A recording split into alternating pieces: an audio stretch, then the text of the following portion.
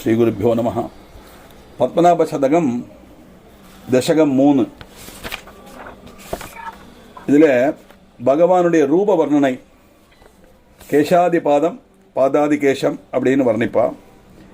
இங்கே அவர் பாதத்திலேண்டாக்க வர்ணிக்கிறார் பகவானுடைய ரூபத்தை.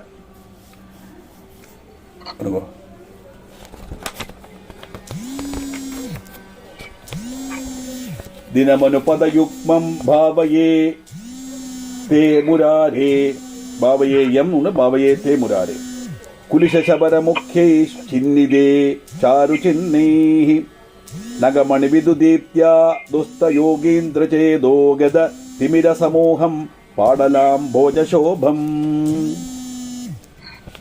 அது இந்த புக்கில் மீனிங்கை பார்ப்போம், அப்புறம் நமக்கு டீட்டெயில் அவ்வளோதான் பார்க்கலாம். ஹே முராரே, நான் தினந்தோறும் உன்னுடைய பாதத்தை நான் நமஸ்காரம் பண்றேன். அந்த பாதங்கள் வஜ்ராயுதம் மல்சியம் முதலான சின்னங்களால் அதி மனோகரமாக்கும். சுமந்த தாமரை போல சோபிக்கப்பட்டதும் யோகீந்திரன்மாருடைய மனசில் உள்ள இருட்டை இல்லாமல் செய்யப்பட்ட நகமணி சந்திர பிரகாசத்தோட கூடியமான பாதங்களை நான் ஸ்தோத்திரம் பண்றேன் அப்படிங்கிறது அதுல கிஷ்டா வரப்பட்ட வாக்கியார்த்தம். இங்க யோக மார்க்கத்தில் பாதாதிகேசம் வர்ணிக்கிறார்.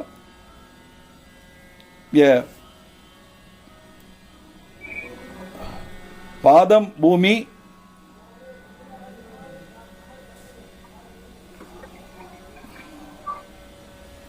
பகவானுடைய சுரூபத்தை எடுத்து பார்க்கும்போது இந்த பூமி தான் பாதம் அப்படின்னு போட்டிருக்கார்.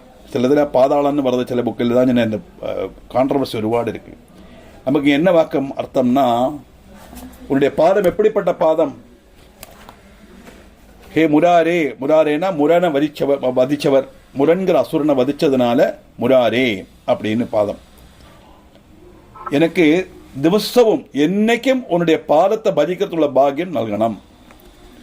அது எப்படிப்பட்ட பாதம் அப்படின்னா, குலிஷ சரத முக்கே சாரு சின்னை,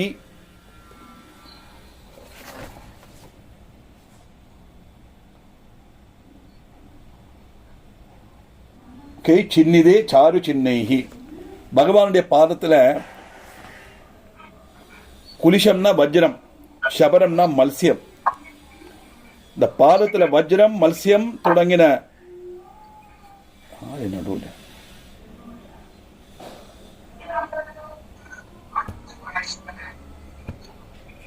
வஜ்ரம் மல்சியம் தொடங்கின சின்னங்கள் எல்லாம் இருக்குமா. சாதாரண நமக்கெல்லாம் பாதத்தில் ரேகைகள் இல்லையா, பகவானுடைய பாதத்தில் வஜ்ரம், வஜ்ரங்கிறது இந்திரனுடைய கையில் இருக்கிற வஜ்ராயுதம். சபரம்னா மல்சியம், மல்சியம்னா சின்ன மல்சியம், பேபி ஃபிஷ். இதெல்லாம் பகவானோட கன்னத்தில் உண்டு. 19 சின்னங்கள் மகாவிஷ்ணுவோட பாதத்தில் உண்டுனாக்கும் பாகவதத்தில் வர்ணிக்கிறார். அதில் அங்குஷம், தாமரை, சங்கு, சக்கரம், ஆயுதங்கள் தொடங்கின 19 ரேகைகள் உள்ளதாயிட்டு கிருஷ்ணாவதாரத்தில் வர்ணனை இருக்கு. அப்படிப்பட்ட அந்த சின்னங்களோடு கூடின பாதம் எப்படி செந்தாமரப்பூ மாதிரி ரோஸ் கலர்ல இருக்கப்பட்ட பாதம். அந்த பாதத்தில் உள்ள நகங்கள் இருக்கே, இந்த நகத்தினுடைய சோபை, நகமணி விதுதீப்தா, நகங்களாகப்பட்ட ரத்னங்களுடைய பிரகாசம் அர்த்தம். நகதீடி சம்சன்ன நமஜன தமோகுணாயே நமஹா நம்ம லலிதாசவஸ்தனம் அதில் பார்த்தோம் இல்லையா. அந்த மாதிரி அந்த நகத்தினுடைய பிரகாசம் எப்படி யாரெல்லாம் பஜிக்கிறாளோ நமஸ்காரம் பண்றாளோ அவளுடைய மனசுல உள்ள அந்தகாரத்தை நீக்கி அவளுக்கு ஞானத்தை கொடுக்கப்பட்டதுன்னு அர்த்தம். நகதீடி சம்ஜன்ன நமஜன தமோகுணாயே நமஹா. அந்த தமோகுணத்தை நீக்கிறோம்னு சொன்னோம், அஜ்ஞானத்தை நீக்கிறோம். 2 அர்த்தம் உண்டுதான். மனசில் இருக்கிற தமோகுணங்கிறது இந்த பிரம்மம் சத்தியங்கிற உணர்வு இல்லாமல் ஜெகத்து மித்தியான ஜெகத்தை சத்தியம் நம்புறோமே, அதுதான் நம்ம மனசில் இருக்கிற அஜ்ஞானம், அதுதான் அழுக்கு. அந்த மனசுள்ள அந்தகாரம், அந்த அந்தகாரம் நீங்கினாத்தான் நமக்கு பிரகாசம் இருக்கும், பிரம்மம் பிரகாசிக்கும் தாற்பயம். அப்படிப்பட்ட அந்த பாதத்தை நான் தினந்தோறும் நமஸ்காரம் பண்ற பாக்கியத்தை எனக்கு கொடு. அனுதினம், அதுதான் தினமனு. தினமனு அனுதினம், என்னைக்கும் எனக்கு அதை பார்க்கறதுக்குள்ள பாக்கியம் எனக்கு கிடைக்கணும் பிரபுனாக்கும் அங்க பிரார்த்தனை பண்றார். இதைத்தானே நாராயணத்தில் யோகீந்திராணாம் துதங்கேஸ்வதிகசு மதுரம்னு பண்றோம் இல்லையா. அந்த நாததே பாதமூலம் அப்படின்னு சொல்றோமே, இந்த பாதத்தை வர்ணிக்கிற ஸ்லோகம் தான் பட்டதிரியும் அங்க வர்ணிக்கிறார் 100வது ஸ்லோகத்துல.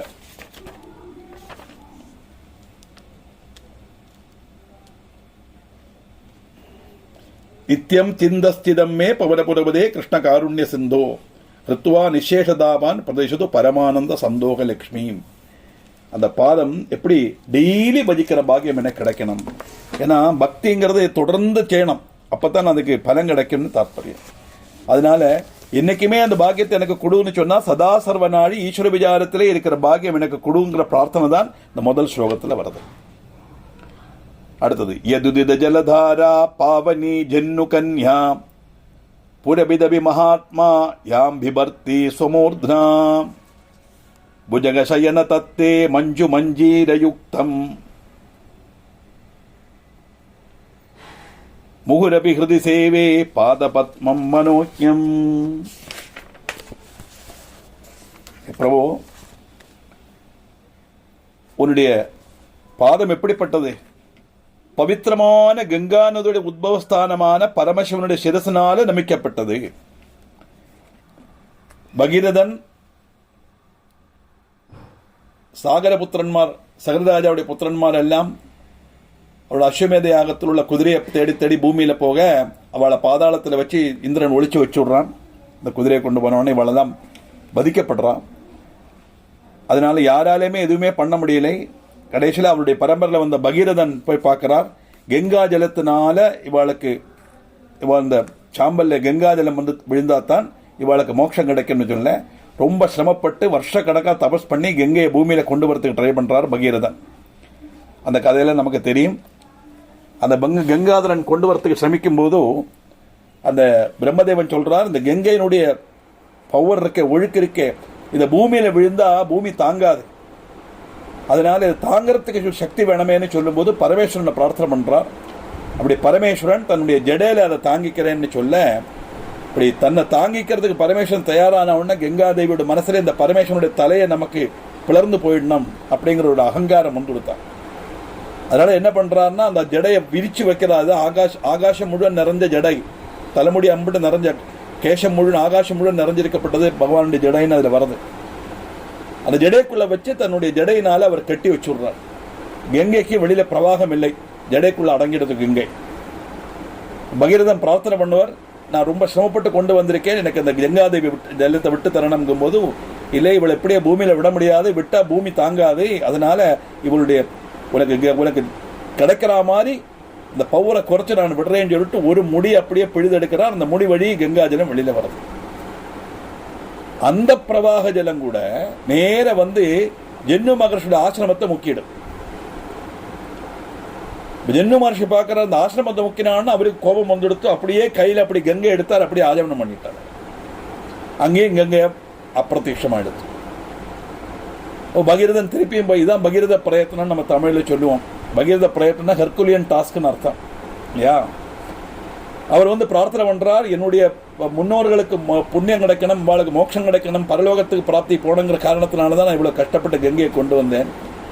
அந்த கங்கையை நீங்கள் இப்போ பரமேஸ்வரன் ஜடையில வச்சு கட்டி போட்டார், ஒரு சகலம் தான் கிடைச்சது, அதையும் நீங்க பானம் பண்ணிட்டேல நான் என்ன பண்ணுவேன் அப்படிங்கும் போது சரியனுட்டு தன்னுடைய வலது காது வழியா வெளியில விடுறார்.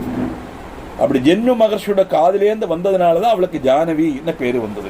அதுதான் ஜென்னு கன்யா அப்படிங்க வருது. அப்ப எதிர்து ஜலதாரா பாவனி ஜென்னு கன்யா புரபிதபி மகாத்மா யாம்பிபர்த்தி ஸ்வமூர்தனா. ஏன்னா சகல தேவன்மாரும் மகாவிஷ்ணுவ பாதத்தை நமஸ்காரம் பண்ணிட்டு இருக்கலாம், நம்மள அங்க அம்பாளை நமஸ்காரம் பண்ணிட்டு இருக்கான்னு சொன்னோம். இதே சிவபுராணம் எடுத்த அத்தனை பேரும் பரமேஸ்வரனுடைய பாதத்தை நமஸ்காரம் பண்ணிட்டு இருக்கான்னு வரும். நமக்கு விஷயம் தெரியும், பிரம்மம் ஒண்ணுதான் உண்டு. அந்த பிரம்மத்தை அத்தனை தேவதா ஸ்வரூபமும் அந்த பிரம்மத்தினுடைய இதுக்கு அடிமைப்பட்டது அப்படிங்கிறது தான் கணக்கு. பிரம்மத்தினுடைய ஆக்கையினால்தான் எல்லா சக்திகளும் பிரவர்த்திக்கிறது. சிருஷ்டி ஸ்திதி சம்ஹாரம் எல்லாம் அந்த பிரம்மம் தான் அந்த ரூபத்தில் செய்யறது இல்லையா? அதனால இங்க மகாவிஷ்ணு பத்மநாப சதகமானத்தினால அவருக்கு பிராதானியம் கொடுக்கறதுனால மகாவிஷ்ணுவோட பாதத்தை பரமேஸ்வரன் நமஸ்காரம் பண்றார் அப்படின்னு வருது. எப்படிப்பட்ட அந்த பாதத்தை நமஸ்காரம் பண்றார்? எப்படி புனிதமான கங்கை தலையில வச்சிருக்கப்பட்ட அந்த பரமேஸ்வரனால நமஸ்கரிக்கப்பட்ட பாதம் அப்படிங்கிற பாதம்.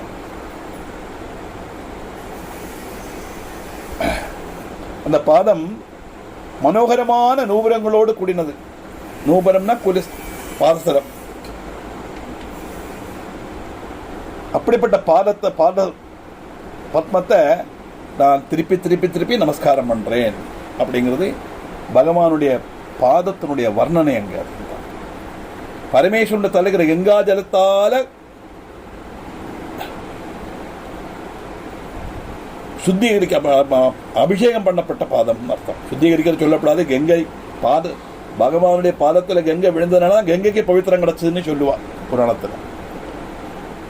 அதனால கங்கையோட உத்பவஸ்தானமான பரமேஸ்வரனுடைய சிரசிலேருந்து நமிக்கப்பட்டதும். இங்க கங்கையோட உத்பவஸ்தானம் சரிக்கும் ஆகாச கங்கையாக்கும். ஆனா பூமியில வரும்போது பரமேஸ்வரனுடைய தலையிலிருந்து வந்ததுனால கங்கையோட உத்பவஸ்தானம் பரமேஸ்வரனுடைய ஜடைங்கிற அர்த்தத்துல வர்ணிக்கிறாருங்க. அப்படிப்பட்ட பாதத்தை நான் நமஸ்காரம் பண்றேன் அப்படிங்கிறது அதுல ஸ்லோகம். மூணாமத்தது முரஹர தவ ஜங்கே ஜானு யுக்மம் ச சேவே துரிதஹர ததோரு மாம்சளௌ சாரு சோபௌ கனகருச்சித சேலேனாவிருதௌ தேவ நித்யம் புவன ஹிருதய மோகம் சம்யகா சங்கிய நூனம். ஏ முரஹரா, முரஹரானா முரன்கிற அசுரனை வதிச்சதுனால முரஹரா.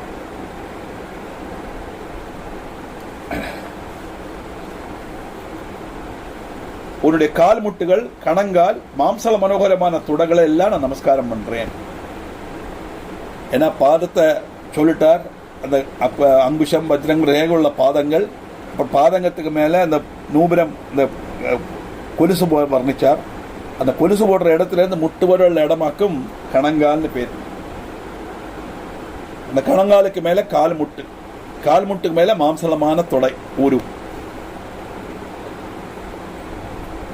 இப்படிப்பட்ட இதை நான் வர்ணிக்கிறேன். ஆனா நீ பீதாம்பரத்தால் அந்த தொடைய மறைச்சுண்டிருக்கிய காலுகளை என்னத்தினால தெரியுமா? லோகத்தையே மோகிப்பிக்குமோன்னு சங்கிச்சுட்டாக்கும் தோணுறது அந்த துடகல வஸ்திரத்தால நீ மறைச்சிருக்காய். எப்படிப்பட்ட கனகருஜிர செயலேன் ஆவிரதோ தேவநித்தியம். கனகருஜிரன்னா பீதாம்பரம், மஞ்சப்பட்டுன்னு அர்த்தம். இங்கே ஸ்லோகத்தினுடைய மீனிங், பத்மநாபா உன்னுடைய கால் முட்டுகளையும் கணங்காலையும் மாம்சல மனோகரமான துடகளையும் நான் நமஸ்காரம் பண்றேன்.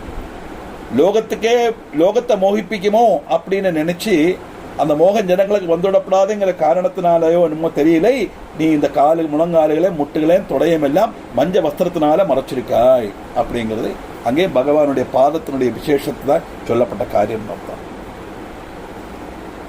அதனால அந்த கணங்கால் சொல்றோம் இல்லையா, இந்திரகோப பரிக்ஷிப்த ஸ்மரதூணாப ஜங்கிகாயே நமஹா அப்படின்னு பார்த்தோம். அம்புரா துணி எப்படி இருக்குன்னா, அதை கீழே வண்ணம் குறைவா இருக்கு, மேலே போகுந்தோறும் வண்ணம் பெருசாயிண்டே வரும்.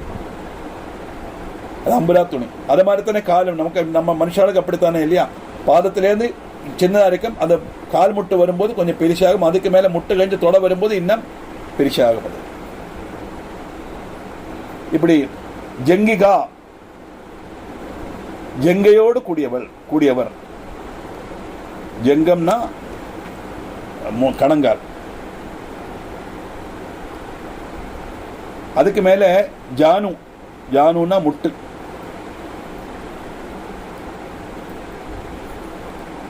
அதனாலதான் அஜானு பாகு அப்படின்னு சொல்லுவா இல்லையா? புருஷ லட்சணம் எப்படின்னா, எழுந்திருந்ததுன்னா அந்த கையில நடுவிரலாக்கம் மிடில் ஃபிங்கராக்க ஏற்றவும் பெருசு. அந்த மிடில் ஃபிங்கரோட நுனி கால் முட்டு வரை இருக்கணும். அதாவது ஆஜானு பாகு. ஜானுனா முட்டு, பாகுனா கை. அப்போ முட்டோளம் நீண்டிருக்கப்பட்ட கையோடு கூடினவர் அப்படின்னு. அது ஸ்ரீராமனுக்கு அப்படி இருக்கும், ஸ்ரீகிருஷ்ணனுக்கு அப்படி இருக்கும். அது லட்சண சாஸ்திரத்துல உத்தம புருஷ லட்சணம். அது அந்த ஜங்கம் எப்படி இருக்கு? அழகான ஜங்கம். அப்போ காமதேவனுடைய ஆவனாழி போல அழகா இருக்கப்பட்ட உன்னுடைய கணங்கால், அழகான முட்டு, உடைய மாம்சலமான தொடை.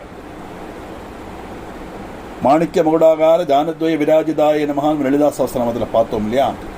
மாணிக்கம் ரத்னங்கள் பதிச்ச கிரீடம் போல இருக்கப்பட்ட அழகான முட்டோடு கூடினவள் அப்படின்னு அதில் வர்ணிச்சோம்.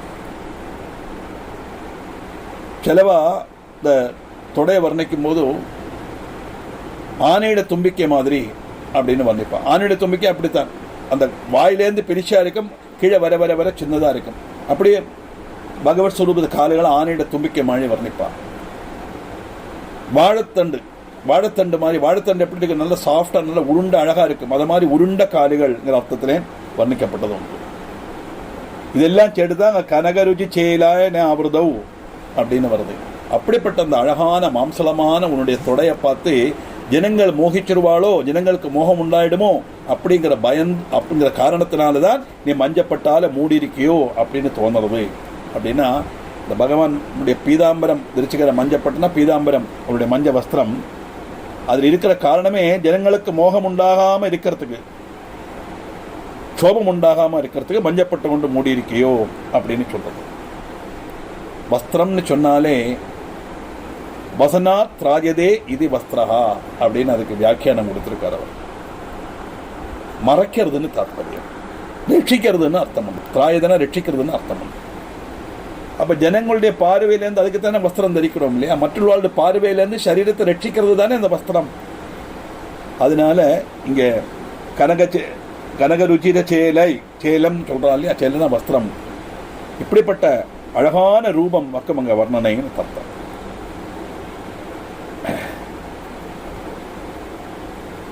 மேககாந்தி உள்ளதும் முதலுதுமான உன்னுடைய பாதம் அப்படிங்கிற வர்ணனை.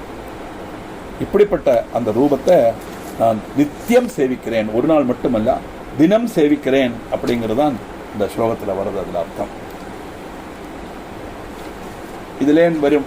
இந்த நாராயணியத்தில் 8ஆமத்த ஸ்லோகம் வரும். ஊரு சாரு தவோரு கனமசృணருஜௌ சித்தசோரௌ ரமாயாஹ விஸ்வக்ஷோபம் விஷங்கே, அதே பதம் வந்திருக்கு பாருங்க. விஸ்வக்ஷோபம் விஷங்கே துருவன மனுஷமுபௌ பீதச்சேலாவிரதாங்கௌ. விஸ்வத்துக்கே க்ஷோபம் வராம இருக்கிறதுக்காக வேண்டி பீதச்சேலாவிரதம் மஞ்சப்பட்டுனால நீ ஆவிரதமாய் மூடி வச்சுருக்கியோ தோணுறது அப்படி. அப்படிப்பட்ட அழகான பகவானுடைய பாதங்கள் கணங்கால் தொட வரைக்கும் உள்ள வர்ணனையாக்கும் இந்த 3 ஸ்லோகத்தில் அவர் சொல்லியிருக்கார். இந்த மேற்கொண்டுள்ள வர்ணனை என்னங்கிறது நமக்கு அடுத்த கிளாஸில் பார்க்கலாம்.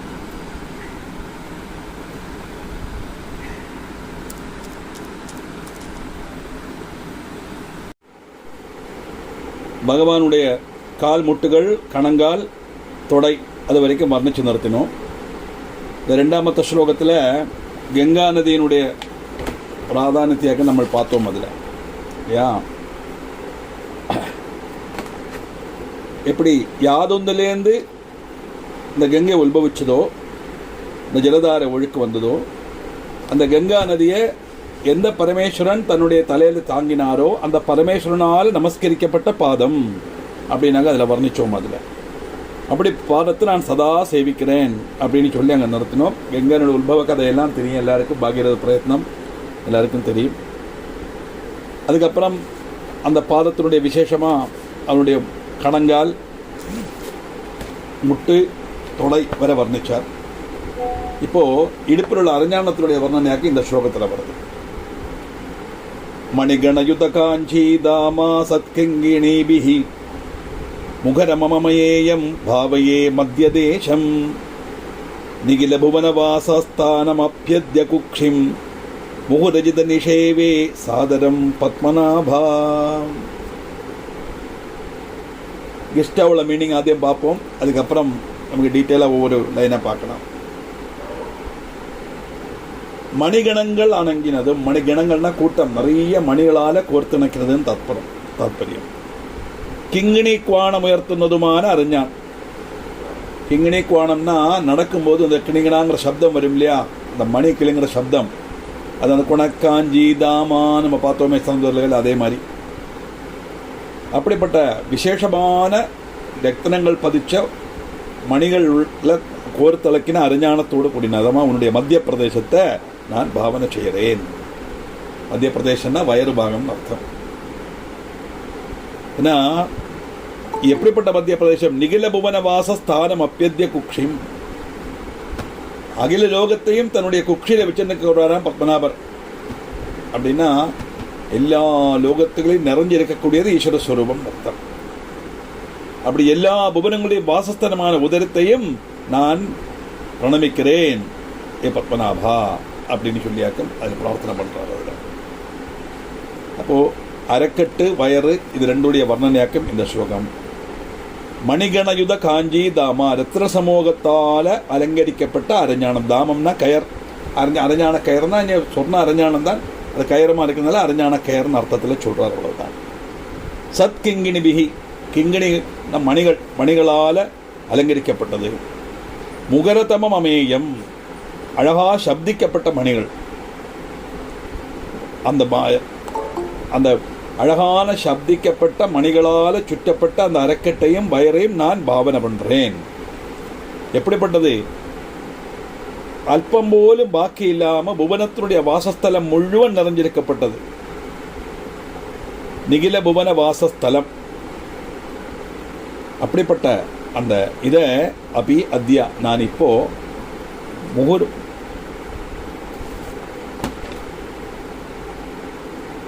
முகுரஜிதா, முகுஹு அப்படின்னா திருப்பியும் நான் பண்றேன். எப்படிப்பட்டது? அஜிதா, ஆராலும் ஜெயிக்க முடியாத அந்த பத்மநாபனுடைய உதரத்தை. ஆராலும் ஜெயிக்க முடியாததுன்னா பிரம்மத்தை ஜெயிக்க யாரால முடியும்? அந்த சுப்ரீம் பவர்னு காட்டுறதுக்காக உள்ள சொல்றேன். அதை நான் சதா எப்பொழுதும் நான் அதை செய்யறேன் அப்படின்னு தாற்பயம்.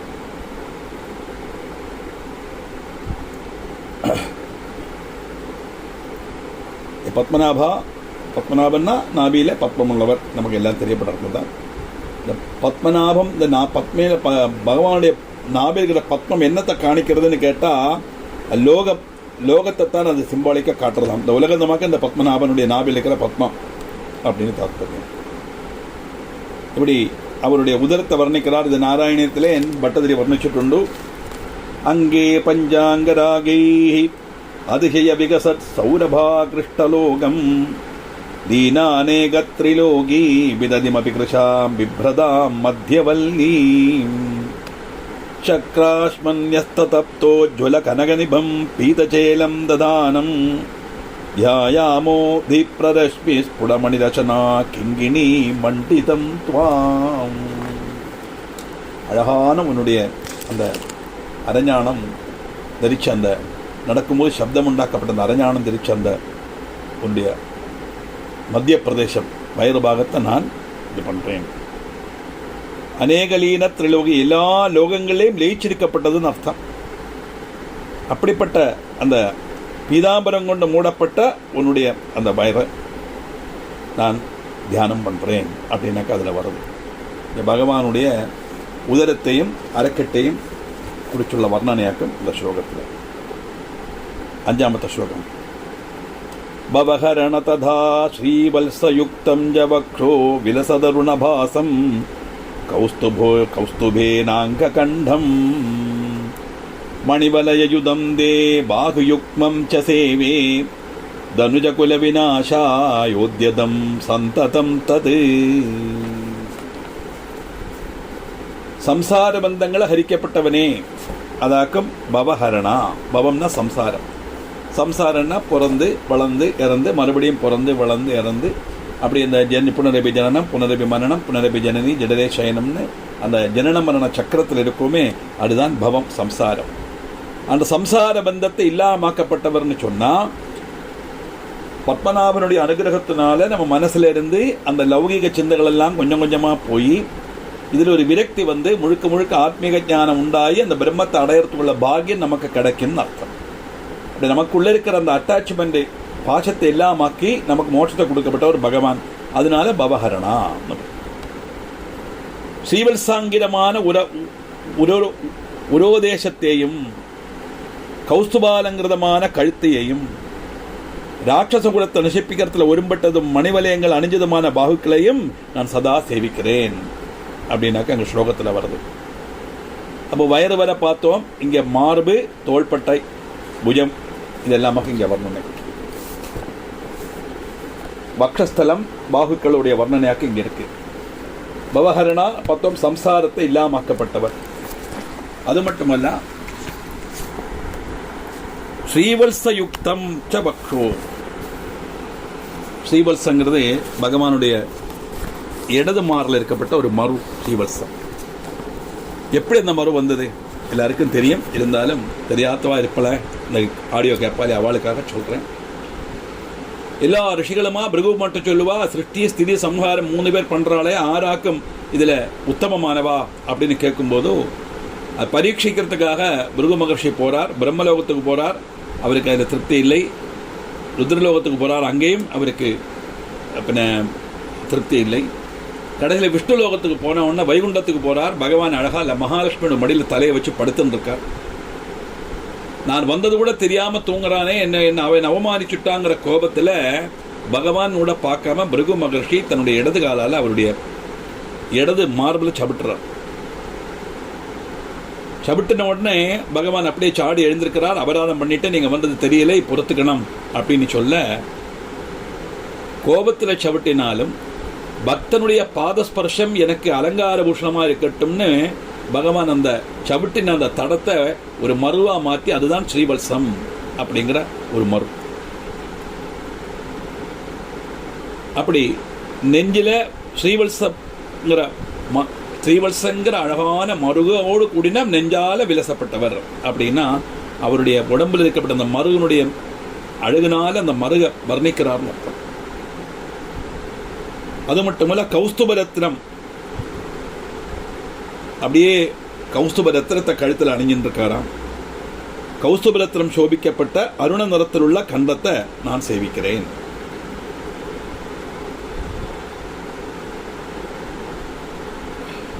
அப்புறமோ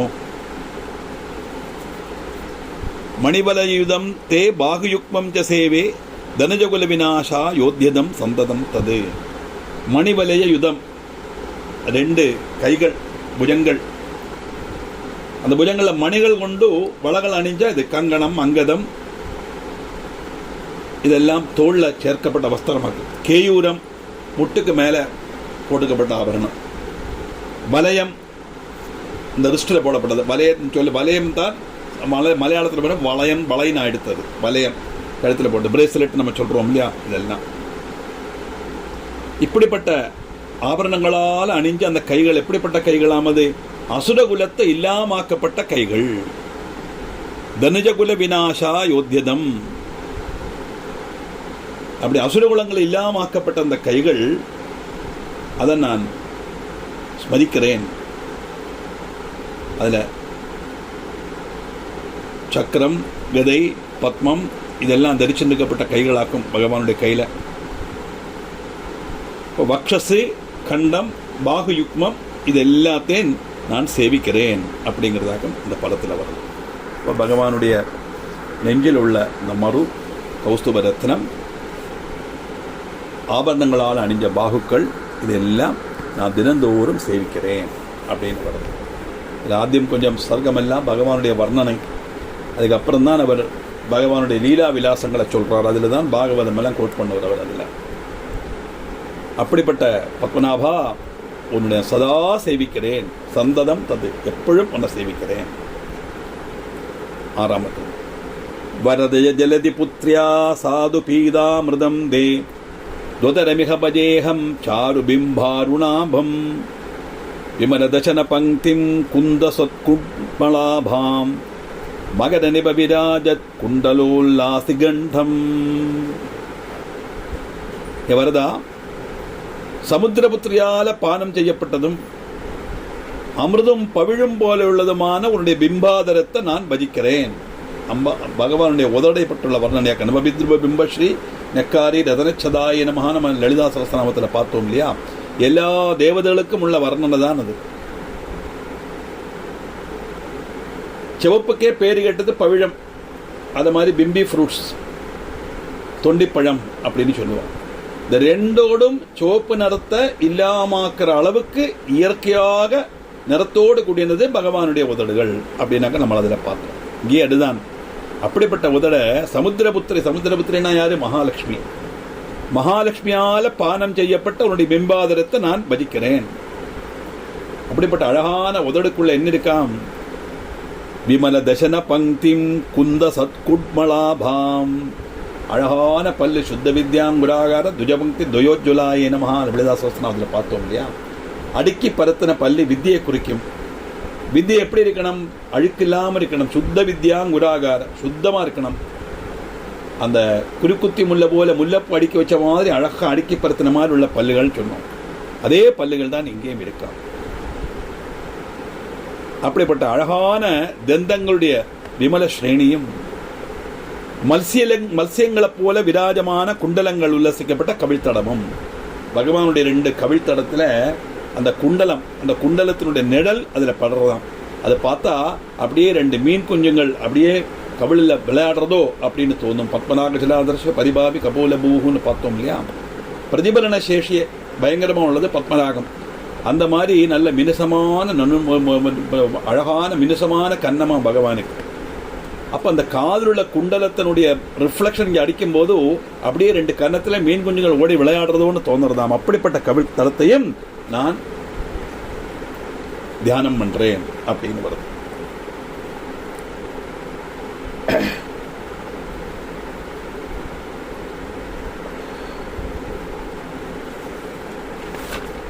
இங்கே சுண்டு பல்லு கன்னம் இந்த 3 நமக்கு அங்கே வர்ணிக்கிறார் அவர். ஜலதிபுத்திரியா மகாலட்சுமி பார்த்தோம்.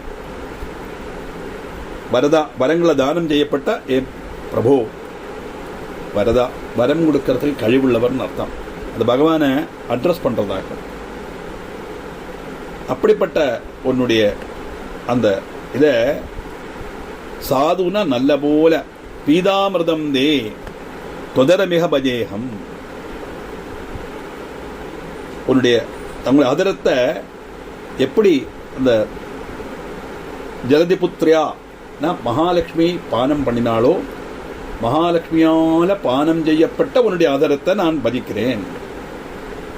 அந்த அதரம் மட்டுமல்ல, குறுக்குத்தி முல்லப்பூ மாதிரி முல்ல மொட்டு மாதிரி இருக்கப்பட்ட உன்னுடைய சாரு பிம்பாருணாபாம் மனோகரமான அந்த பவிழம் போல இருக்கப்பட்ட தொண்டிப்பழம் போல உள்ள அந்த உதடு, இந்த உதடுக்குள்ள இருக்கப்பட்ட அழகான நிறையான பல்லுகள். தசன பங்கிம், அந்த அதுல தசன பங்கிம் சொல்றது தசனம்னா தசிக்கப்படுறது, சுத்தமாக்குறதுன்னு அர்த்தம். விலயம் படிக்கிறது. அழகான பற்களுடைய நிறை, பகவானுடைய பற்களுடைய நிறை. அது சுத்தமானது என்னது வித்தியை குறிக்கணும். சுத்த வித்யாங்குடாகார துஜபங்கி துயோஜ்வலாய நமஹான்னு சொன்னோம். சத்குண்டலாபாம், நல்ல மொட்டுகள் முல்லப்பட்டு போல சோபிக்கப்பட்டதும், மகர நிப மத்ஸ்ய ரூபத்தில் உள்ள குண்டலத்தினுடைய சோபை கொண்டு சோபிக்கப்பட்ட கவிழ்த்தடம். பத்மராகம் மாதிரி நம்ம நேரத்தை சொன்னோம். இப்படிப்பட்ட அழகான உன்னுடைய உதடையும் அந்த பற்களையும் கன்னத்தையும் நான் ஸ்தோத்திரம் பண்றேன் அப்படின்னு வர்ணிக்கிறார். இது 100ஆம் தசகத்துல நாராயணியத்திலே இந்த வர்ணனை வருது.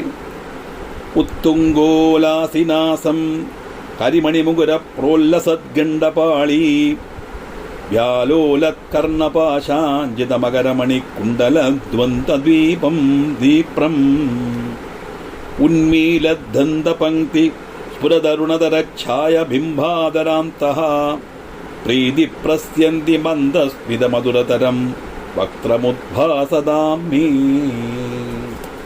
அங்க நான் பட்டதரி பார்த்துட்டே அனுபவிச்சுட்டே வர்ணிச்சார். அதை அந்த வர்ணனையை மனசுல வச்சுண்டு இங்க நம்ம சொல்லிருந்தாலும் அவருடைய ரூபத்தை வர்ணிக்கிறார். அந்த பகவானுடைய எந்த அவயவம் எடுத்தாலுமே மதுரத்தை அதரம் மதுரம், கர்ணம் மதுரம், கமலம் மதுரம், எல்லாம் மதுரம் மதுரம் தானே சொல்றோம் நம்ம இல்லையா. மனுஷத்துக்கு சந்தோஷத்தை கொடுக்கப்பட்டதுன்னு அர்த்தம். மதுரம்னு சொன்னா சந்தோஷத்தை, அதனால சொல்றோம். ஏதாவது ஒரு வீட்டுதானே உடனே ஸ்வீட் கொடுக்குறோம் இல்லையா. நம்ம தாற்பயம் என்ன? சந்தோஷத்தினுடைய பிரதீகம் அர்த்தம் மதுரம். அப்படிப்பட்ட பிரபு ஒவ்வொரு அங்கமா வர்ணிச்சுன்னு வரா இல்லையா. கேசத்திலேருந்து பாதம் வரைக்குள்ள வர்ணனை. அதுல இங்க பகவானுடைய ரூபத்துல பாதாதிகேச வர்ணனை. அதுல கழுத்து வர வர்ணிச்சார். இப்போ மூக்கு, பல்லு, உதடு, அவருடைய கன்னம் அது வரைக்கும் வர்ணிக்கிறார். 7ஆமத்த ஸ்லோகம் இது பகவானுடைய மூக்கை பற்றியுள்ள வர்ணனையாக்க. 7ஆமத்த ஸ்லோகத்துல புரிகக்குடி, சுருண்ட முடிகள், குறுநிறைகள் இதெல்லாம் வருகிறது. திலகுசுமசமானாம் நாசிகாம் சாத்ய சேவே கருடகமன சில்யௌ தர்ப்பகே ஸ்வாசதுல்யே மிருகமதகிருத புன்றம் தாவகம் பாலதேசம் குடிலமளகஜாலம் சாத நித்யம் நிஷேவே. கருடவாகனா, கருடவாகன்னா கருடன் மேல சஞ்சரிக்கப்பட்டவர் அர்த்தம். எள்ளின்பு போல நாசிகை உள்ளவரும்,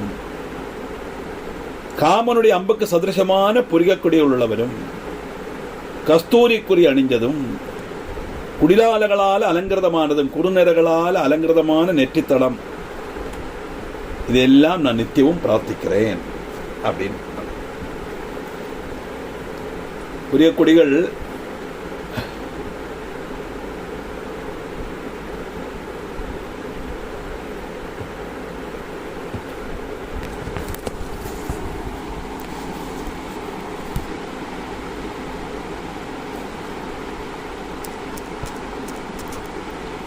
மதனஸ்மரமாங்கல்ய கிரகதோரண சில்லிகாயை நமகான்னு பார்த்தோம் இல்லையா.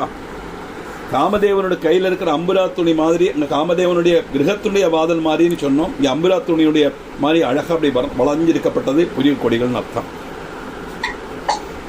அப்படி இங்கே திலகுசுமம், திலம்னா எள்ளு, குசுமம்னா பூ, எள்ளின் பூ போல அந்த திலத்திலேருந்து எடுத்ததுனால தான் தைலம்னு பேர் வந்தது. சரிக்கு இந்த எண்ணெய்க்கு தைலம்னாக்க சம்ஸ்கிருதத்தில் பேர். திலகுசுமம் போல நாசிகாம், அந்த அழகான மூக்கு, அதில் சுருண்ட முடிகள் அப்படியே வருதாம். அப்படி அழகான ரூபத்தில் இருக்கப்பட்ட கருடத்தில், கருடத்தில் சஞ்சரிக்கப்பட்ட பத்மநாபா, உன்னை புரியக்குடிகள் இருக்கே 2 அண்ணம், அது எப்படி இருக்கு தெரியுமா? காமதேவனுடைய வில்லுக்கு துல்லியமானது.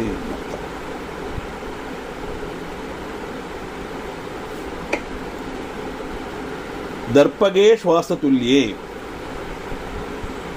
காமதேவனுக்கு வில்லுக்கு துல்லியமானது.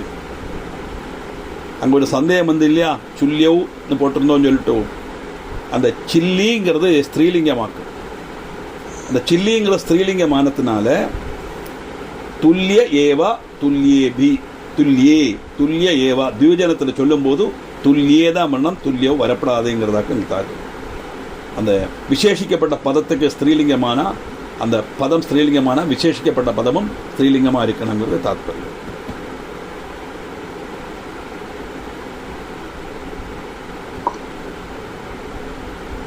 ஹலோ, கேட்குறதா? மிருகமதகிருத புன்றம் தாவகம் பாலதேசம்.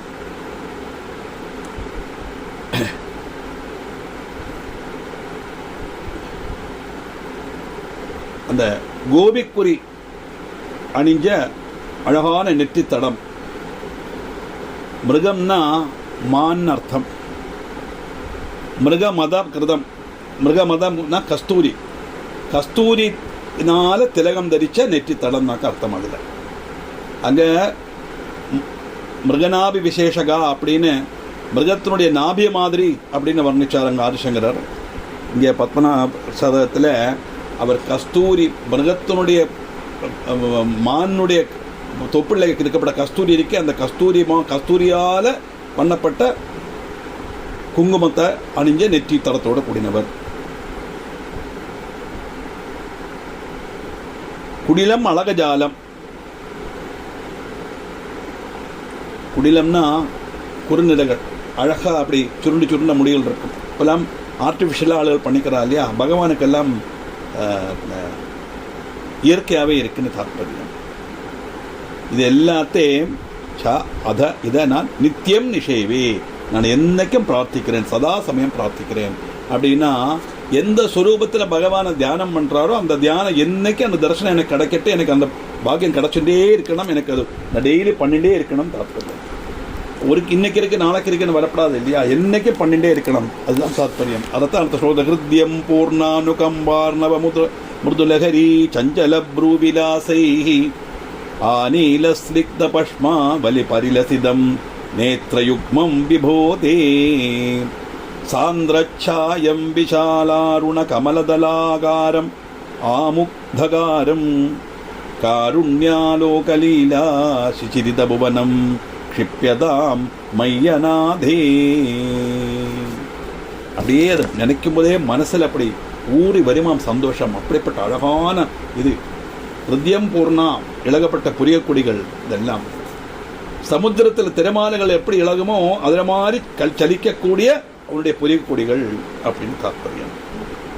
அப்படிப்பட்ட உன்னுடைய முகத்தை பிரபு நான் டெய்லி சதா சர்வநாடி நித்தியம் நான் தியானிக்கிறேன், ஸ்தோத்திரம் பண்றேன் அப்படின்னு தாற்பயம்.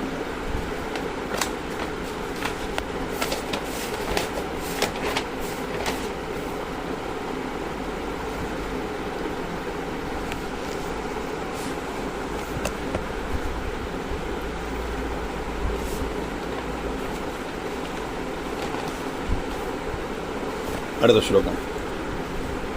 சஜல ஜலதநீலம் பாவயே கேசஜாலம் மணிமகுடமுதஞ்சத் கோடி சூரிய பிரகாசம் புனரநகமதிம் மே தேவ சங்கோச்சயுஞ்ஞே தவ வதன சரோஜே மந்தஹாசே மனோஞே.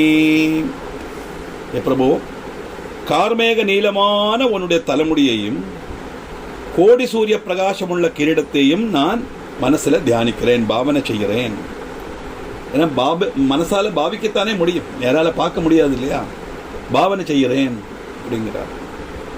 அதனால என்ன, பாபரகிதனான தேவா, என்னுடைய புத்தியை ஏகோபிச்சு மந்தகாச மனோகரமான உன்னுடைய வதன சரோஜத்தை தியானிக்கிறேன், அதுக்குள்ள பாக்கியத்தை எனக்கு கொடுன்னு. இப்ப கேசஜாலம்னா தலைமுடி கட்டு, ஜாலம்னா கூட்டம், கேசஜாலம்னா தலைமுடி கூட்டு. தலைமுடி கூட்டத்தை நான் பாவனை செய்கிறேன். அது எப்படி? நீலமேகம், சஜல ஜலத நீலம். மேகம் கருப்பா தானே இருக்கும், எப்படி நீலம் வருது? கார்மேகம் சொல்றோம், ஆனா நீலமேக ஷியாமளன், நீலமேக ஷியாமளா ராதே கோவிந்தான்னு பாடுறான் இல்லையா? அந்த நீல நிறம் கொஞ்சம் இருண்டு வந்தாச்சுன்னா கருப்பு மாதிரி இருக்குமா, நல்ல கடும் நீலம்னா கருப்பு மாதிரி இருக்கும். நீலம்னு சொன்னா நம்ம நினைக்கப்பட்ட ப்ளூ அல்ல, இங்க ஒரு காரமேகத்தினுடைய நல்ல கருப்பும் அல்ல, அந்த ஒரு நிறமாக்கும். அது என்னத்தினால அது வருது அப்படின்னா, சாதாரண மேகம் வெளுப்பாத்தான் இருக்கும், ஆனா அந்த வேகப்பத்துல வெள்ளம் நிறைஞ்சிருக்கப்பட்ட சமயமாக்குமானா நீல நிறமாக்கும், நீருண்ட மேகம் அப்படின்னு சொல்லுவான். அதாக்கும் இங்க ஜலத நீலம் அப்படின்னு வருது. சஜல ஜலத நீலம், ஜலத்தோடு கூடின நீல மேகங்கள்.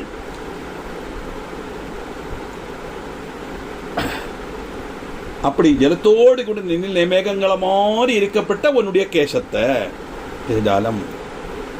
அது மட்டுமா, மணிமகுட முதஞ்ச கோடி சூரிய பிரகாசம், ரத்ன கிரீடம் தரிச்ச மணிமகுடம். அது எப்படி இருக்கு? கோடி சூரிய பிரகாசம். ஒரு சூரியனுடைய பிரகாசம் நமக்கு தெரியறது, கோடி சூரியன் பிரகாசிச்சா எப்படி இருக்கும் இமேஜின் பண்ணித்தான் பார்க்கணும். அப்படின்னா அந்த அதனுடைய பிரபாவத்தை வர்ணிக்கப்பட்ட வாக்குன்னு அர்த்தம். கோடி சூரியன் உதிக்குமா அப்படின்னு கேட்டா அப்படி எல்லாம் அர்த்தம். அது கோடி சூரியன் உதிச்சா எப்படி இருக்குமோ அந்த மாதிரி சோபிக்கப்பட்ட மணிகளால் அலங்கரிக்கப்பட்ட கிரீடத்தோடு கூடினவர் அர்த்தம். இதெல்லாம் புனரனகா. பகவானே, நான் தியானம் பண்றேன். எப்படி தெரியுமா? என்னுடைய புத்தி இருக்கே, மே மதிம் சங்கோச்சயுஞ்சே. என்னுடைய மனசு அப்படியே சங்கோச்சிக்கிறதுனா கான்சன்ட்ரேட் பண்றதுன்னு. என்னுடைய மனசை கான்சன்ட்ரேட்டடா என்னுடைய மனசை ஆக்கி நான் அப்படியே உன்னுடைய பாதம் முக கமலத்தில் யோசிப்பிக்கிறேன். நான் full my concentration, my mind will be attached to your lotus face அப்படின்னு அர்த்தம். அது மனோகரமான உன்னுடைய முக கமலம். அதுதான் நாங்க சொல்றா, சங்கோச்சுஞ்சே தவ வதன சரோஜே. வதன சரோஜம், விரிஞ்ச தாமரை மாதிரி இருக்கப்பட்ட உன்னுடைய முகத்துல அப்படியே ஒன்னையே நெரிச்சிருக்கப்பட்ட என்னுடைய மனசை ஒருமுகப்படுத்தி ஏகாகிர சித்தனாய் என்னுடைய மனசை நான் அதில் யோசிப்பிக்கிறேன். எப்படிப்பட்டது? அது மட்டுமல்ல, மந்தகாசே மனோஜே. அப்படியே பார்த்த உடனே மனுஷாளுக்கு சந்தோஷத்தை கொடுக்கப்பட்ட அழகான புஞ்சிரி தூக்கப்பட்ட உன்னுடைய முகமாகப்பட்ட தாமரை போல் இருக்கப்பட்ட உன்னுடைய முகத்தில் என்னுடைய மனசை நான் அதில் சேர்க்கிறேன். அது எப்படி முடியும் என்னால? நீ அனுகிரகிச்சாத்தான் முடியும். அதனால தான் பகவானே நீ எனக்கு அனுகிரகிக்கணும் அப்படின்னு பிரார்த்தனை. இப்போ இந்த ஒவ்வொரு ஸ்லோகம் சொல்லும்போதும் அந்த தியானம் பண்ணுறத பகவானே அப்படி நினச்சுன்னு நம்ம போனோம். தாத்பரியம் என்ன அப்படின்னா, இப்போ என்னுடைய மனசு அதோட இஷ்டத்துக்கு போயின்னு இருக்கு, லௌகிகமான இச்சையிலேயே போயின்னு இருக்கு நம்ம மனசு. இந்த மனசை ஏகோபிப்பிச்சு கொண்டு வந்து உன்னுடைய பாதார பிண்டத்தில் லயிக்கிற மாதிரி கொண்டு வரணும். அப்படி கொண்டு வரணுமான என்ன, அது வரைக்கும் உள்ள அந்த மனசை அதை மாற்றி இதில் கொண்டு வந்துடணும் தாத்பரியம். அப்படிப்பட்ட முக கமலத்தில் நான் தியானம் பண்றேங்கிறது தான் இந்த 8வது ஸ்லோகம். 9 கிரிதர தவ ரூபம் த்வீதృశம் விஸ்வரம்யம் மமைஹ விஹரது நித்யம் மானசாம் போஜ மத்யே மனசி ஜசதகாந்தம் மஞ்சு மாதுர்யசாரம் சததமயி விசிந்தியம் யோகிபிஸ்த்யக்தமோகை. பிரபு பத்மநாபா கிரிதரா. கிரிதரங்கிறதுக்கு 2 அர்த்தம் உண்டு. அது நான் மீனிங் வரத்த சொல்கிறேன்.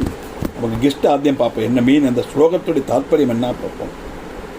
உடைய விஸ்வமோகனமான ரூபம் உடைய மனசாகப்பட்ட தாமருடைய மத்தியத்தில் நித்தியமும் விகரிக்கட்டும். ஏன் மனசாகப்பட்ட தாமரைன்னு சொல்கிறாருன்னா, அந்த தாமரை செளியில் தான் வளரும். ஆனால் அதுக்கு ஒன்றுமே செளி அதில் படாது. அது ஒட்டல் இல்லாத மனசு, அட்டாச்மெண்ட் இல்லாத மனசு, லௌகிக இச்சை இல்லாத மனசுன்னு தாற்பயம். அதனால தாமரை மாதிரி உள்ள மனசு அதில் நித்தியமும் விகரிக்கட்டும். சும்மா வந்துட்டு உடனே போயிடாதே, அப்படி நித்தியமும் இருக்கணும். எப்படிப்பட்ட ரூபம் தெரியுமா உன்னுடையது? மோகங்கள் உபேட்சித்த யோகிகளுக்கு கூட சதகாம காந்தி தோணிக்கப்பட்டதும் மனோகர மாதுரிய சாரவுமான உன்னுடைய ரூபம் சதா நான் சிந்திக்கிறேன், என் மனசுல வரட்டும் அப்படின்னு பிரார்த்தனை. அழகான ஸ்லோகம். இதில் நிறைய விஷயங்கள் அதில் வருது. அதாவது சொல்றார், உடைய யதார்த்த ரூபம் நான் தரிக்கிறேன். எப்படி தெரியுமா? எங்களுக்கு தியானிக்கிறதுக்கு உள்ள ரூபம், அதானது உன்னுடைய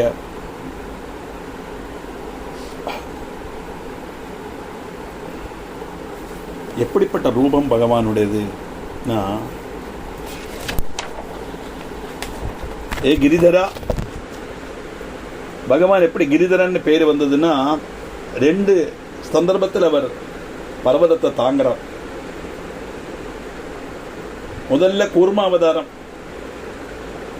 பாலாழி மதுரம் நடக்கும்போது தேவால மசுராலும் மந்திர பர்வதத்தை மத்தாயிட்டும் வாசுகி கயராயிட்டும் வச்சு அந்த பாலாழி மதனம் செய்யும்போது அந்த மந்திர பர்வதம் தாழ போயிடும். உடனே பகவான் கூர்மாவதாரம் எடுத்து அப்படியே அது மேலே போய் அந்த மந்திர பர்வதத்தை தாழாம உயர்த்தி பார்த்தினாராம். அது விசேஷமானவருடைய பரந்த முதுகில அந்த தாக்கினார் தாத்பரியம். அது ஒரு சந்தர்ப்பம். 2வது கிருஷ்ணாவதாரத்தில் அங்க கோகுலத்தில் எல்லாரும் இந்திரனை பூஜை பண்ணுவா. அப்போ பகவான் பார்க்கிறார், இந்திரனுக்கு நான் தான் எல்லாம் என்னத்தான் பூஜை பண்றாங்க ஒரு அகங்காரம் இருந்ததுனால அந்த அகங்காரத்தை எல்லாம் ஆக்கணும்னு தீர்மானிக்கிறார் பகவான். நேர போய் கேட்கிறார், நீங்க எதுக்கு நீங்கள் இந்திரனை பூஜை பண்றேன்? அது எங்களுக்கு மழை கிடைக்கணுமே, அதனால பூஜை பண்றேன் அப்படின்னு. அது மழை தரது இந்திரன் அல்லவே, பர்வதங்கள் அல்லவா? கார்மேகங்கள் வரும்போது அதை தடந்து நிறுத்தி நமக்கு மழை பெய்கிறது. அப்போ நம்ம பர்வதத்துக்கு எவ்வளவா பூஜை பண்ணணும், இந்திரனை பூஜை பண்ண வேண்டிய அவசியம் இல்லை அப்படின்னு சொல்ல, கிருஷ்ணனுடைய வாக்குக்கு எல்லாரும் மதிப்பு கொடுப்பாங்க. அத்தனை பேரும் கோவர்தனகிரியை பூஜை பண்ண ஆரம்பிக்கிறார். உடனே இந்திரனுக்கு கோபம் வருது. இவ்வளவு நாளும் எனக்கு கிடைச்சிருந்த அந்த சௌபாகியத்தை அந்த கிருஷ்ணன் எல்லாம் ஆக்குறானே, அதனால இதை பரீட்சிக்கணும்னு சொல்லி பயங்கரமான அடமழை பெய்து கோகுலம் பூரா வெள்ளத்துல முங்குறங்கிற லெவல் ஆயிடுத்து. 7 நாள் கண்டினியூஸா மழை. அந்த 7 நாள் கண்டினியூஸா மழை பெய்யும் போது ஒரு துள்ளி வெள்ளம் கூட ஒரு பசு மேலேயும் ஒரு ஜீவன் மேலேயும் விழாம தன்னுடைய இடது கையில் உள்ள சுண்டு விரலை தூக்கி அதுக்கு மேல அந்த கோவர்தனகிரியை தூக்கி நிறுத்தினாராம் பகவான். அதனால கிரிதரன் அப்படின்னு பேர். 7 நாள் போனதே தெரியலை ஆளுகளுக்கு. அந்த மாதிரி பகவானுடைய பிரபாவத்தினால அந்த அத்தனை பேரையும் ரட்சிச்சதாயிட்டு வருது கோவர்தனகிரியை உயர்த்தி. கடைசியில் இந்திரன் வந்து காரியம் மனசிலாக்கி அவன் சமாதானப்பட்டு மாப்பு காப்பான். அதெல்லாம் கதையில் நிறைய இருக்கு. நமக்கு வேண்டியது கிரிதரன்கிற பேரு வரத்துக்குள்ள காரணமாக்கும். இதெல்லாம் ஒரு நிமிஷம்.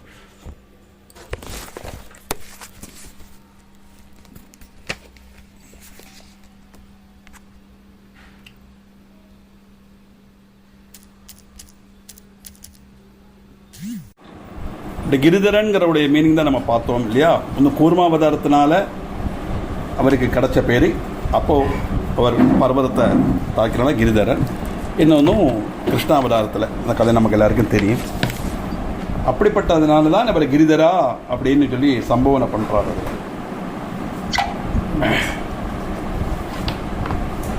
வந்து நான் சொன்னேனே,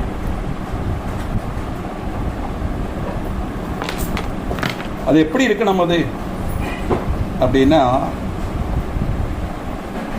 விஹரது நித்தியம், நித்தியம் விஹரது.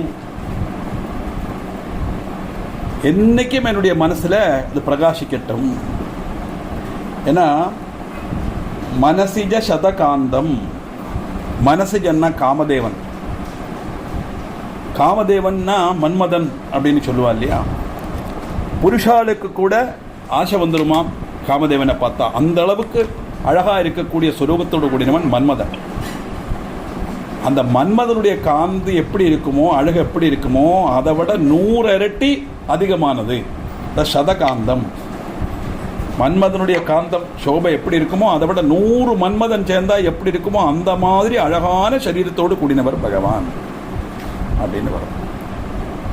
அது எப்படி மஞ்சு மாதுரிய சாரம், அப்படி மனோகரமான மதுரமுள்ள அந்த ரூபம். மதுரம்னா எப்படி அப்படின்னா பார்க்கும்போது சந்தோஷம். மதுரங்கிறது சந்தோஷத்தினுடைய பிரதீகம் சொன்னேன் இல்லையா. அந்த பார்க்க பார்க்க பார்க்க பார்க்க ஆகிரகம் கூடிண்டே வருமாம், பகவான் மேலுள்ள பக்தி கூடிண்டே வருமாம். அப்படி மன்மதன மாதிரி 100 மன்மதனுடைய காந்தி ஒருமிச்சிருந்தா எப்படி இருக்குமோ அப்படிப்பட்ட ரூபம் என்னுடைய மனசுல எப்போழும் நித்தியம் விஹரது, என்னைக்கு பிரகாசிக்கட்டும் அப்படின்னு.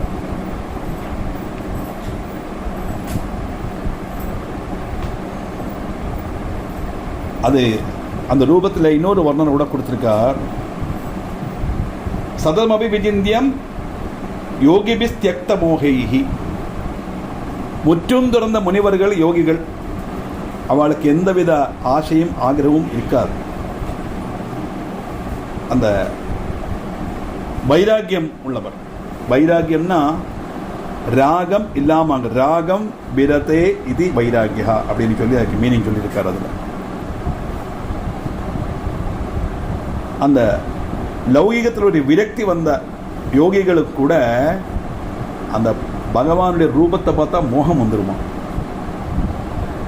அதாக்கு அங்க சரதமபி விசிந்தியம் யோகிபிஸ் தியக்த மோகைஹி. அப்படி யோகிகளுக்கு கூட மோகத்தை கொடுக்கக்கூடிய அளவுக்கு 100 மன்மதனுடைய காந்தியோடு கூடின பத்மநாபா உன்னுடைய அந்த ஸ்வரூபம் என்னுடைய மனசுல எப்பொழுதும் நித்தியம் விஹரது, என்னைக்கும் விஹரிக்கட்டும் அப்படின்னு தாற்பயம்.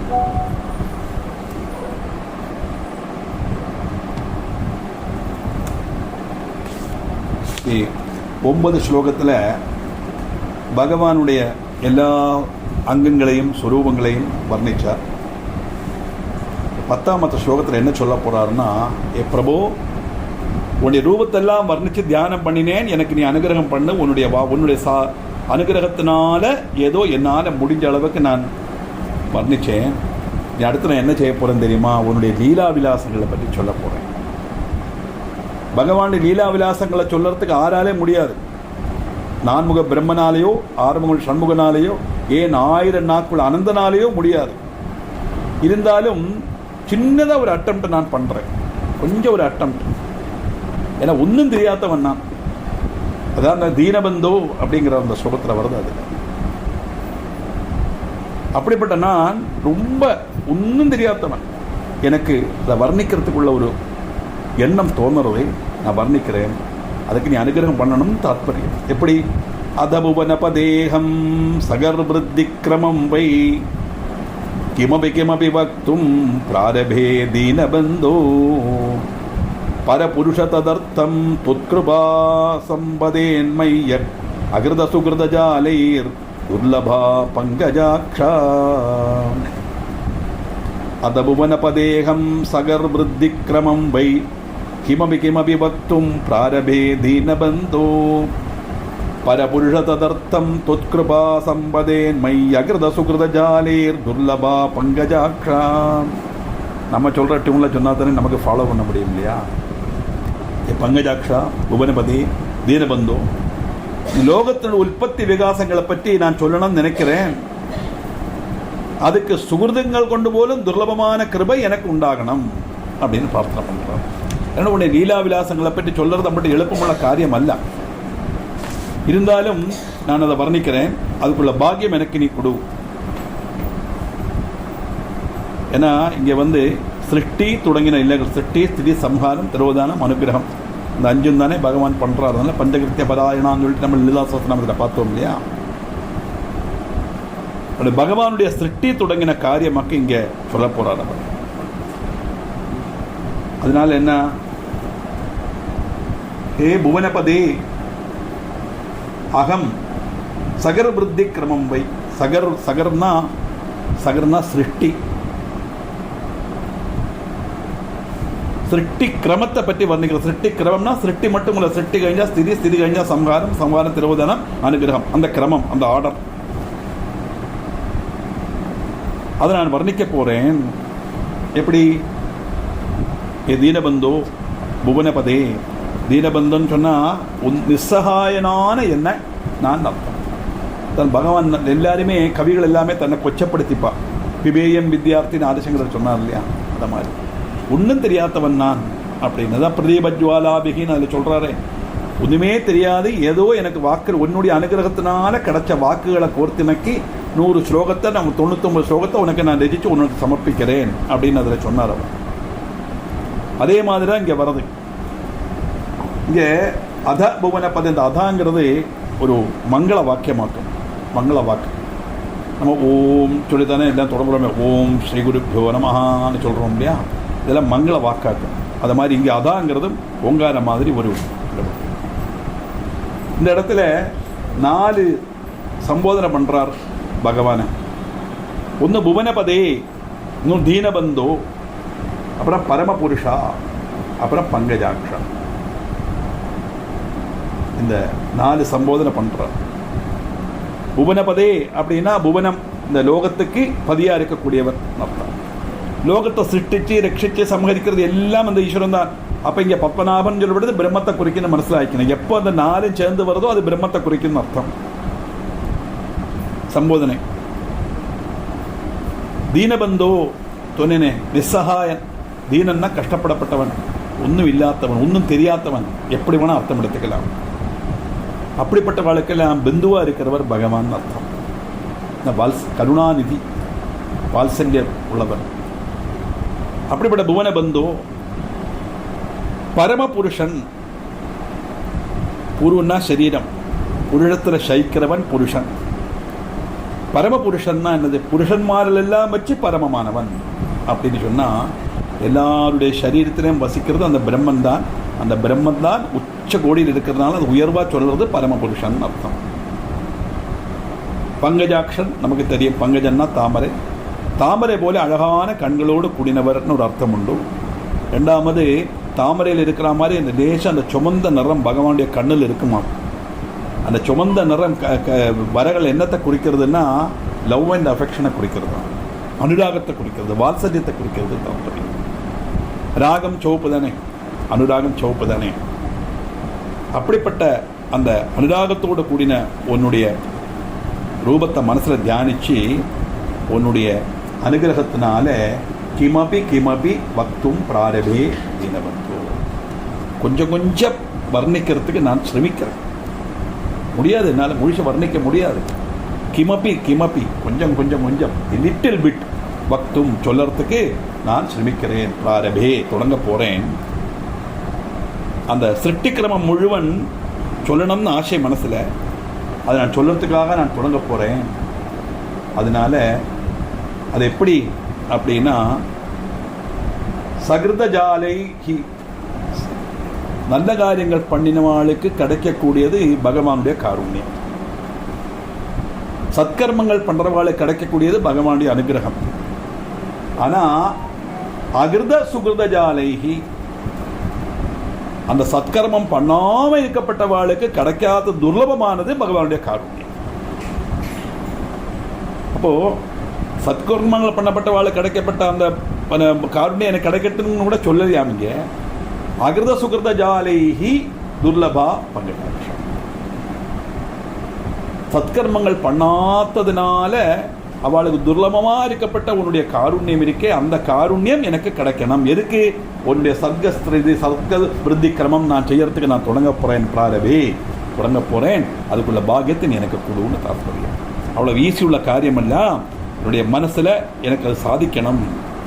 சுகிருதிகள்னா நல்ல காரியங்கள் செய்யப்பட்டவா, அகிருதம் செய்யாத்தவா. இப்போ சுகிருதிகளுக்கெல்லாம் கருணை கிடைக்கும், அகிருதிகளுக்கு சுரணம்ங்கிறது கருணைங்கிறது துர்லபமாக்கும். அப்படி அகிருதிகளுக்கு துர்லபமாக இருக்கப்பட்ட அந்த காருண்யம், சுகிருதிகளுக்கு சுலபமாக இருக்கப்பட்ட அந்த காருண்யம், பத்மநாபா பங்கஜாட்சா எனக்கு நீ கொடு, உன்னுடைய சிருஷ்டி கிரமத்தை பற்றி நான் வர்ணிக்க போறேன் அப்படின்னு சொல்லி பிரார்த்தனை பண்ணி அவர் 3ஆம் தசகத்தை முடிக்கிறார். 4ஆமத்தது 2 தான் பகவானுடைய சிருஷ்டியிலேருந்து உள்ள காரியங்கள் வருது. சிருஷ்டி, ஸ்திதி, சம்ஹாரம், திரோதானங்கிற விஷயங்கள் எல்லாம் 4ஆம் சர்க்கத்திலேருந்து வருது. அது என்னங்கிறது நமக்கு அடுத்த சர்க்கத்தில் பார்க்கலாம். சார், அதான் இம்பார்ட்டன்ஸ் ஒன்னோட பறையணும் சார்.